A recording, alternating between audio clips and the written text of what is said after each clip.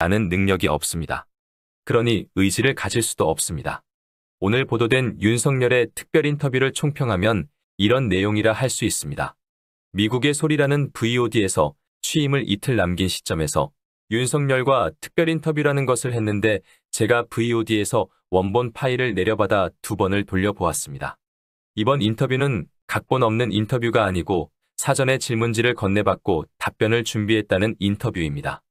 미국의 소리는 한국계 미국인이 운영에 관여하는 언론사지만 미국의 이익을 대변하는 미국의 일반 언론들보다 미국 관점에서 한반도 상황을 보고 미국 관점에서 비판이나 요구 사항을 전달하는 매체입니다.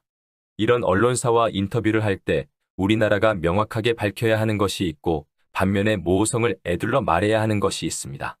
더구나 인터뷰를 한 자가 다름 아닌 20대 대한민국 대통령으로 취임해야 하는 자입니다. 이 인터뷰는 미국인과 백악관과 국무부만 보는 것이 아니라 이미 주요 방송에서 조금씩 다른 뉘앙스로 방송했지만 대한민국 국민과 대한민국 군인과 대한민국 관료들이 보고 듣는 인터뷰입니다. 그리고 북한에서도 당연히 보고 듣는 인터뷰입니다. 인터뷰에서 평화라는 말이 단 한 번도 등장하지 않았습니다. 영내 안정이라는 말도 단 한 번도 나오지 않았습니다. 대신에 북한과 핵무력 대결을 주장하는 말이 나왔고 결과 없는 만남은 의미 없다고 말해 북한과는 사실상 정상회담을 하지 못하는 상황으로 만들어버렸습니다. 미국에서도 완전한 비핵화 전에 대화하지 않겠다가 아니라 조건 없는 대화를 통해 조율해보자는 입장인데 북미 회담이나 북한에 대해서 그나마 있었던 영향력마저 잃을 것이 분명한 차기 정부에서 완전한 비핵화를 약속하고 결과물이 없다면 만나지 않겠다는 것입니다. 이런 모습에 우아세 보인다, 멋있다, 문재인은 구걸했는데 역시 윤석열이라고 생각하는 분 계신다면 이렇게 생각을 다시 해보시기 바랍니다. 북한이 남한 대통령을 안 만나면 뭐가 더 어려워지는 것이 있고 어떤 면에서 불편해지는 것이 있나요? 심지어 남한이 단독으로 뭘 제재할 건덕이라도 있나요? 좀 더 냉정히 말해볼까요?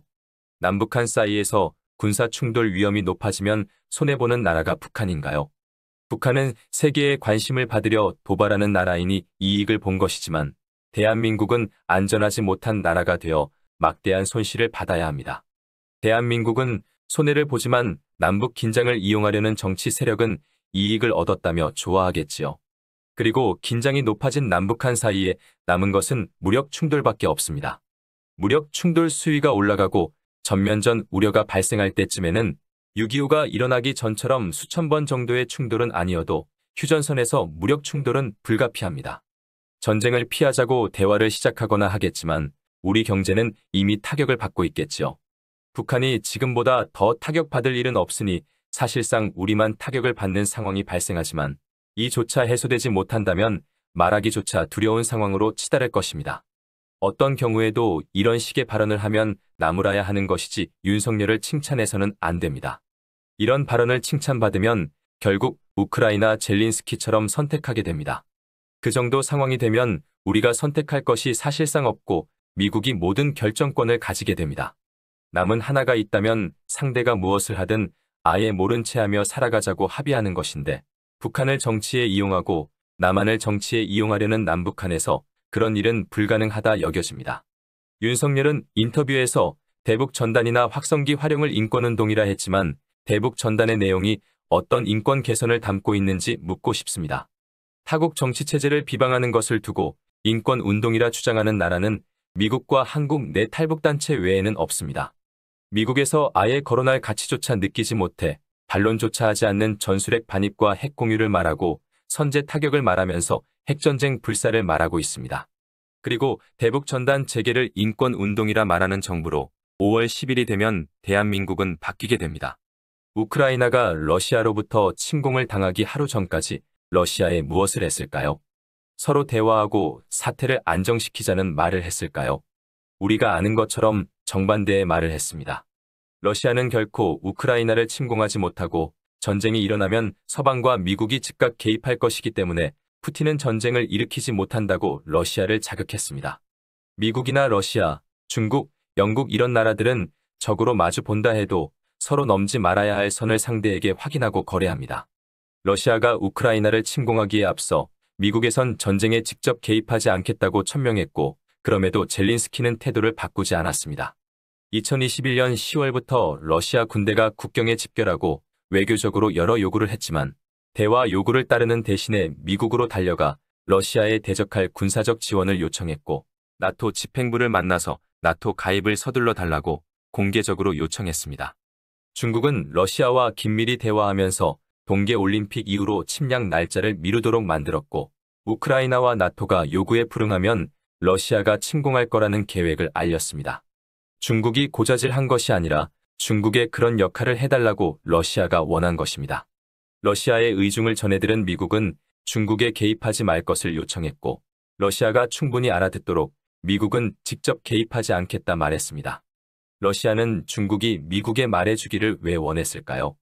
될 수 있으면 위협으로 양보를 얻으면서 명분을 얻고 국경 상황을 끝내고 싶었으며 만약에 전쟁이 발발할 경우 미국이 개입할 의지가 있는지 알고 싶었기 때문입니다.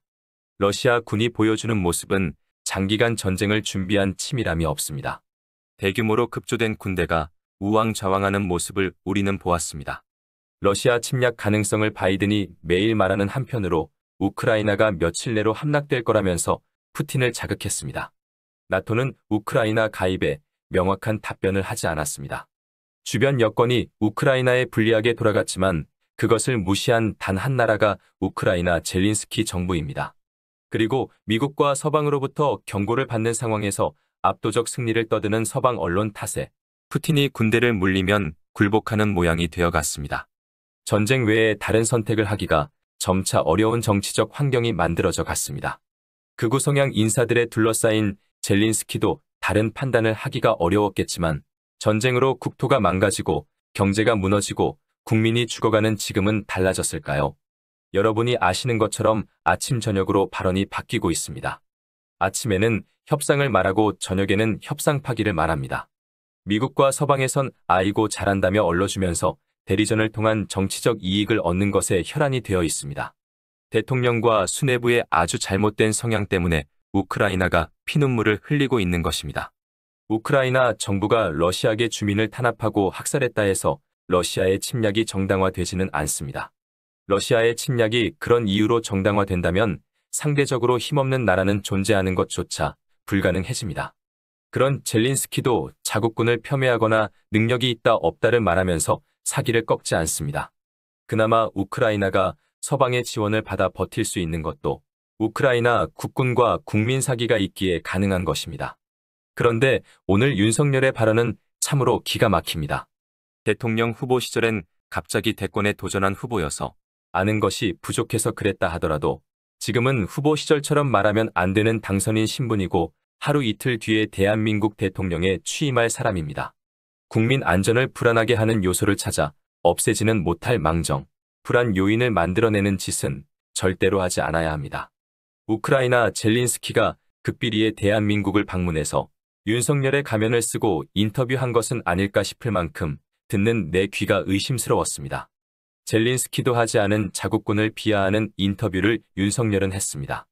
전작권에 관련된 질문을 받고 답변하면서 그런 내용이 나왔습니다. 전쟁에서 승리하기 위해서 효율성을 말하고 있습니다. 국군이 스스로 전작권을 가지면 효율이 떨어지고 미군이 가져야만 한다는 것입니다.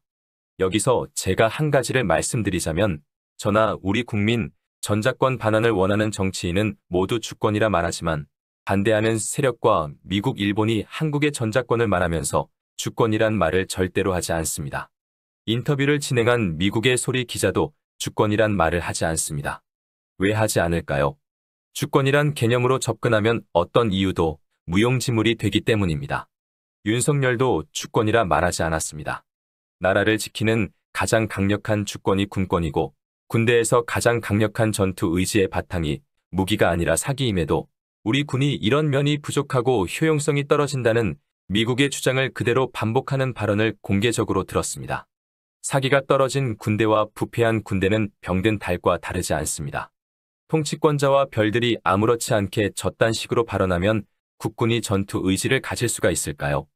윤석열의 답변은 주한미군 사령관이 전작권 전환이 시기상조라며 했던 발언과 조금도 다르지 않습니다.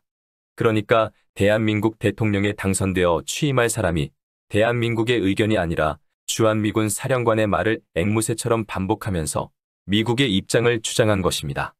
우리는 반드시 북한만이 아니라 다른 나라와의 불편함에서라도 전쟁이 일어난다는 전제하에 평상시 준비를 해야만 합니다. 그러나 준비한다는 것과 우리가 먼저 전쟁을 일으킬 수 있다는 의사표시는 명백히 다릅니다. 지금 윤석열의 발언은 침략 의사를 내보이는 것으로 북한이 해석할 수 있습니다. 상대에게 빌미를 주는 언행을, 그것도 통수권자가 해서는 안 됩니다. 전쟁은 명백히 주권과 영토를 무력으로 침탈당했거나 주권과 영토를 무력에 의해 침탈당하는 것을 외교의 힘으로 막기가 불가능할 경우가 아니면 전쟁은 피해야 합니다. 전쟁을 막는 방안이 더 남아있지 않았을 때 국민과 나라 전체의 막대한 피해를 감수하고 실행하는 것이 전쟁입니다. 미국의 전자권이 있는 것이 전쟁에서 승리할 수 있는 효용성에서 높다고 말합니다. 1950년에 발발한 6.25 전쟁과 결과가 다를 것이라고 누가 자신할 수 있습니까? 미국이 분단을 선호하는 것은 이론이 아닙니다. 역대 미국의 국무장관이나 펜타곤에서 나온 말입니다. 그런 미국이 전자권을 가지고 있는데 어떤 승리를 말하는 것이며 어떤 효용성을 말하는 것인지 알고 싶습니다. 핵이 터지지 않아도 남북한 군사력이면 한반도 주요 도시나 시설은 폐허가 되고 수백만이 죽고 다칩니다. 더 경제 대국도 아니고 군사 강국도 아닌 전쟁으로 피폐해진 나라가 된 것입니다. 통일이라도 된다면 모르지만 중국이나 러시아가 개입하면 통일은 불가능해집니다. 호시탐탐 노리던 주변국이 나눠먹기 딱 좋은 상태이거나 위성국가로 전락할 위험이 있습니다. 그런 나라가 전후 문제에서 전자권도 없이 목소리를 낼 수 있을까요? 제가 아주 냉정하게 질문 하나 하겠습니다.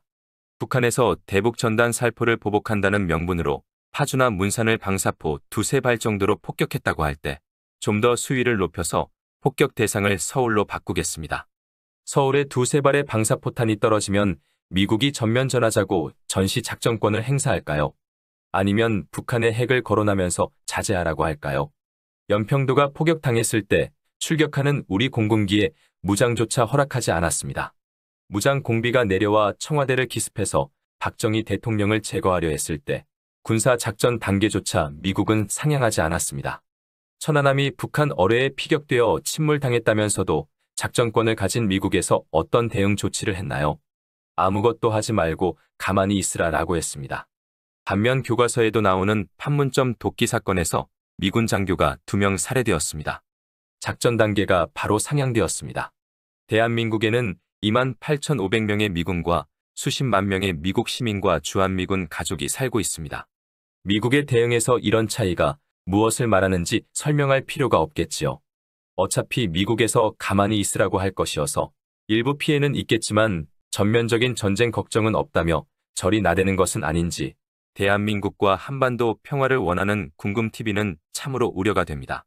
그리고 엉뚱한 생각을 하는 분이 있을까봐 말씀드리자면 북한이 대한민국 영토에 폭격을 했다면 우리가 분노하고 대응하는 것은 잘못된 것이 아닙니다.